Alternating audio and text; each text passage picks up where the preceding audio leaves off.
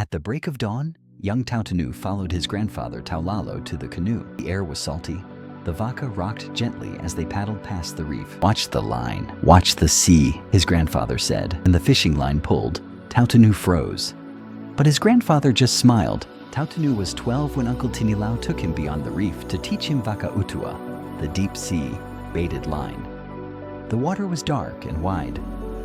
"This is where the strong-hearted fish," Tinilau said. They tied coconut husk floats to the line and waited. Hours passed under the hot sun. Then tug, a strong pull, a kakahi, a yellowfin tuna, was on the line. Tautanu's arms trembled, but he did not let go. He pulled and pulled until the sea gave up its prize. When they returned, the village gathered. And Tautanu, he was no longer just a learner. He was on his way to becoming a true taumalo. One night, under a clear Tokelau sky, Grandma Sina laid polished stones on a mat. "This is Mahinata," she whispered, pointing to a carved crescent. "Moon guides the fish. The stars guide the canoe." Tautanu watched, listened. Then he lay on the sand, tracing constellations with his fingers. From that night on, he didn't just look at the sea. He read it, because every phase of the moon, every tilt of the star, told the story of where the fish would be. It was time. Tautanu would fish alone beyond the reef. The elders watched silently as he prepared his gear. His hands were steady, but inside, his heart raced. Out on the open sea, the wind grew strong. The vaca drifted. For a moment, he doubted. Then he remembered the stars, the chants, the teachings. He turned the canoe with confidence. When he returned, the canoe was heavy with fish.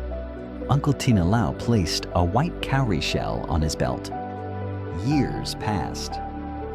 Now it was Tautanu's son Tama who stood beside the canoe. He fumbled with the fishing line. Tautanu knelt beside him.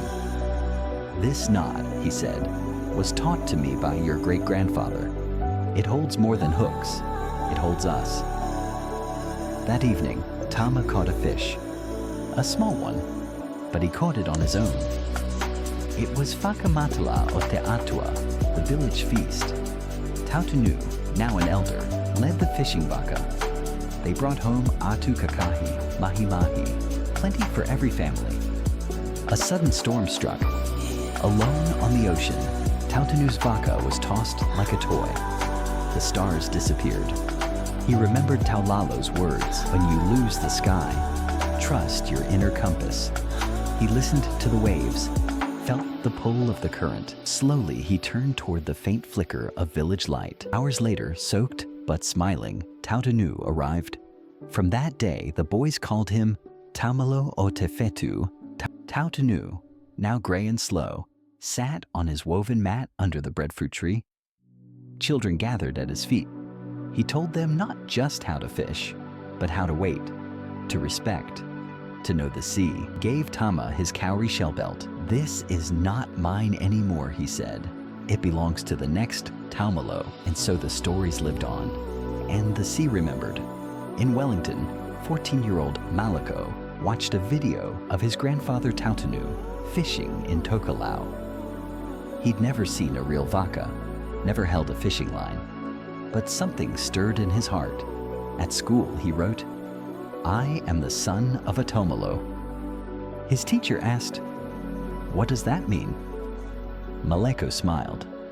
"It means I come from the sea, even if I now walk on concrete."